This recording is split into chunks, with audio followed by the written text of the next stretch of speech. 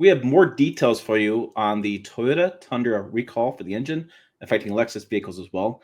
A really detailed article by my friend Richard Truitt over at Auto News. I'll get to that in this video. We're also talking about Nissan. Nissan is in some bad shape right now, and Tesla Cybertruck looks like it's not doing that well either. Hey, it's Tim, Pickup Truck Plus SUV Talk. This is a Friday. It's a truck news recap day. This is where I go back and do some news stories. Can tell you how the week went on, talk more details and things I put out this week. But I also want to make sure that as these stories come up, like this one, we talk more about it. There's no sense making a 20-minute video out of an article. That's what I think. So let's talk about many things in this. Let's really go through the details. So first, it's over at autonews.com. You probably have to have a subscription to see this story, but it's from my friend Richard Truitt. He really did a good job with this on getting even more details. I know your Tundra fans going to be all over the place, all over this. So he begins the story by talking about how the Toyota and Lexus dealers are going to be facing a big challenge in December when they start replacing these engines. Each engine replacement requires 13 to 21 hours of work. Dealerships must manage workflows to ensure that buyers remain available for other warranty and customer work. So you can't just close dealership down to an engine replacement. And they have to ensure the right loaner vehicles are around, right? Part of this recall, you get a loaner vehicle, and you can't give a Tundra owner a Corolla. It just doesn't work. Okay, so what they've done is they've worked with the dealerships. So what this Kent Rice says, Troop Vice President of Quality, says he spent a lot of time, different trials internally in our own facilities. Plus, we used a couple of targeted dealers close to us in Plano to get some feedback on their ideas. So they've been talking with dealership councils and things, discussing how you're going to replace the 102,292 V6 engines, okay, the turbocharged engines. And so they've talked to the dealerships, and what they're going to do is they're going to try to reduce the complexity for their technicians. They spend a lot of time consulting different groups, dealer councils, and they've been really helpful in feedback. The plan works as envisioned. Toyota not only will replace engines efficiently, but also get some benefits from the safety recall, which the automaker estimates costing between $300 million and $500 million. And the benefits they're saying are such as building skills and junior technicians. I find that number to be low, and we'll get to that information why. So what caused the recall? And this is more details, really interesting stuff.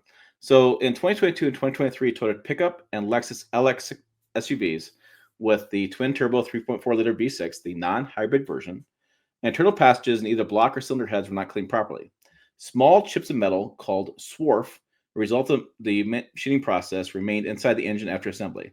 The swarf can break loose and contaminate the oil, which recirculates throughout the engine.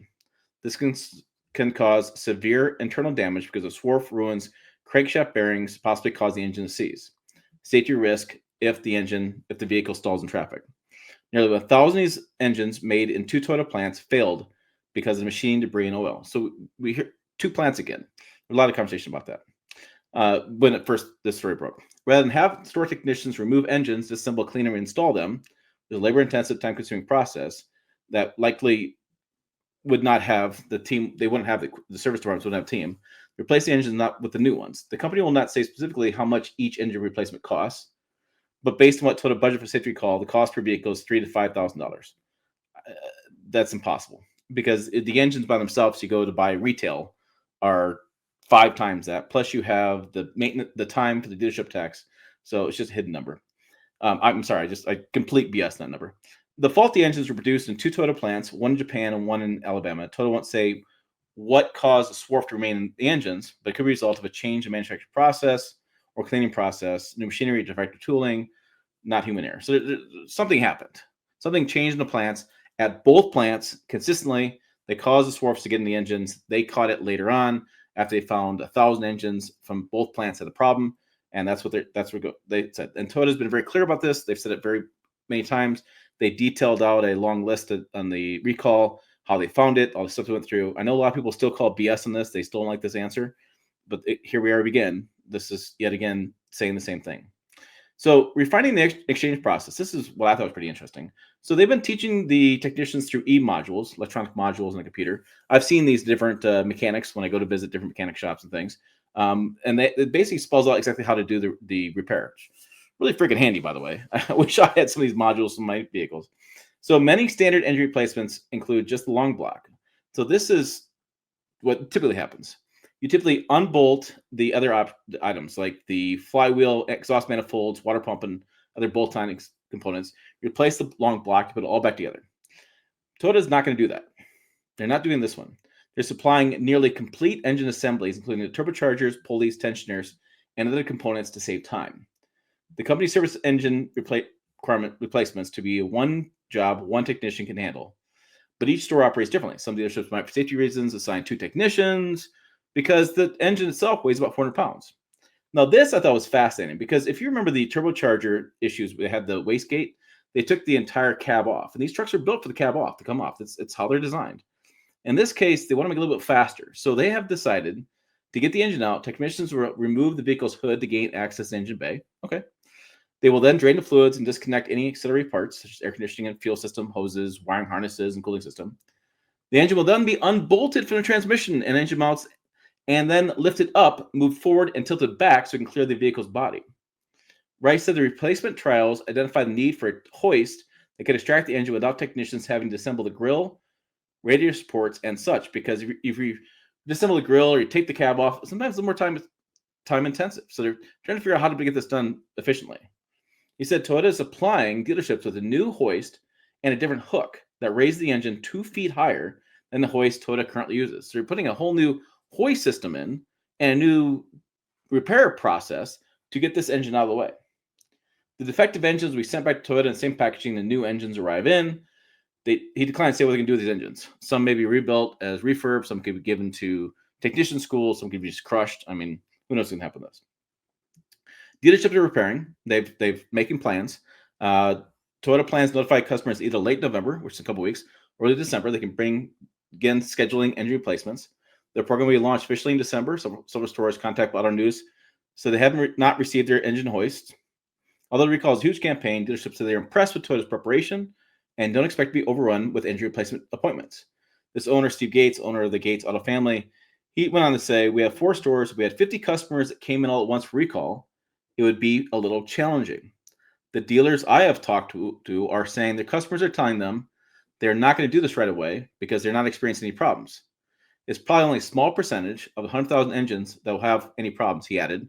"There's some curiosity, but no panic." So most dealerships do not stock engine replacements, naturally. So when you call a dealership, book an appointment, they will order the engine from Toyota. They'll go to the E module. They'll use the new hoist. They'll take the engine out and they'll put it back in. And Gates sees a big advantage to doing this at dealership level. He can take his younger technicians to get experience in engine replacement earlier in their careers than they normally would. We'll take a man or woman who's primarily doing light maintenance and offer them an opportunity to work with a mass technician. It's a great opportunity, he said. Gates thinks some technicians would become so proficient at engine changes, they'll be the go-to techs for the job of the stores. He said this recall reminds him of the Toyota Tacoma rusty frame recall, big issue several years ago. The company spent about $3 billion to replace frames that rusted prematurely or buy back vehicles not worth it. He said some technicians, became frame replacement specialists. We ended up with techs that could go to it so fast, they wanted to come in early or stay late, and they wanted to work weekends. We had one tech that designed his own special tools. He could knock out the job like crazy. I am certain we'll see the same thing with this engine recall. So I think it's a pretty cool story there on what happened in the engine recall. So let's move on to more stuff on the Truck News Recap. On Nissan. Nissan has announced it's going to slash 9,000 jobs as it faces a severe situation. This is the chief executive of Nissan. I'm not going to attempt his name. They announced on Thursday, 9,000 job cuts / annual sales forecast, taking urgent measures to tackle a severe situation. The company reported a 93% plunge in net profit in the first half of the year, and weak sales in North American market were a major factor. And so they're going after facing a severe situation, urgent measures to turn around its performance. They're cutting global production by 20%, reducing its global workforce by 9,000 jobs. And the CEO will voluntarily forfeit 50% of his monthly compensation starting in November, and other executive committee members will also voluntarily take a pay reduction accordingly. Wow, those are big deals. So what's going on with Nissan? So this is Q3 sales of 2024, and I was just kind of scrolling through stuff. You have some stuff like the Maximum is down quite a bit. That's dead. The Juke, they no longer sell. The Z is not a huge seller. The Altima, I just actually drove this a couple weeks ago. It's fine. It's nothing amazing. Sentra is okay. Versa, okay. Look down the truck side. They killed the Titan. That's gone. They killed the Frontier is doing okay, 21.6. Xterra has been dead for a while, and that's a shame because the Bronco came back and Jeep Wrangler was selling all right, and now we have competition in that space again. Armada has been refreshed, but it's down 21%. The Rogue was down 24.2%. Remember, Nissan a couple months ago announced they're going to cut production of the Frontier and the Rogue because they're both not selling well. They have a lot still in dealership lots with these. The Aria, full electric EV. I don't know what's in the truck compartment here, but it's not amazing sales. Murano's so total truck was down 7%, and so car and truck and import. I mean, the numbers are just they're not great. No sales growth. They're all sales going down, and overall for the year on the truck side, especially, they're down 8.4%. The car side, or 4.6%. Sorry. Oh, this is imports. On domestic production, down 4.6. Car side, they're up 16%, but it's a truck market right now. Looking at quarter 3 of 2023 sales, I thought I'd go back in time a little bit. And I do these sales recaps all the time. It's fun to have these numbers. But looking at quarter 3, you can see the Frontier was only 11,000, 12,000 units, and it was down 18% for the year. Flipping to quarter 4, and Frontier's doing a little better. It's up 18%. But look, those numbers are only 3,000 here, 3,000 there. So it's not really doing that well. I know a lot of people like Nissan. They're like, hey, it's a naturally aspirated engine, and they don't do hybrids. They don't do anything fancy. I just want a naturally aspirated engine. But we look at the competition with the Ford Ranger in 23 was only 7,000 units. The new one came out, only turbocharged engines, and it doubled its sales in a year. Colorado is up. Tacoma will be turning around as they get more supply in dealership lots. That's turbocharged only. So you have turbo, turbo, turbo, no turbo, no turbo, turbo, and no turbo. So it seems like, from my understanding of things, talking to customers, they want efficiency, they want smooth power. Turbo hybrid stuff does that. Hybrid stuff does it. Turbo does it as well. And I think Nissan's biggest issue is their powertrains are just not keeping up with what the market is today. Now, let's talk about keeping up the market. Tesla starts offering Cybertruck leases starting at $999 a month. This is kind of crazy to me. If you put down $7,500, you get $1,000 a month payment on this rolling thing. All right, so Tesla has been offering the option to lease after working out through much of this backlog of Cybertruck orders.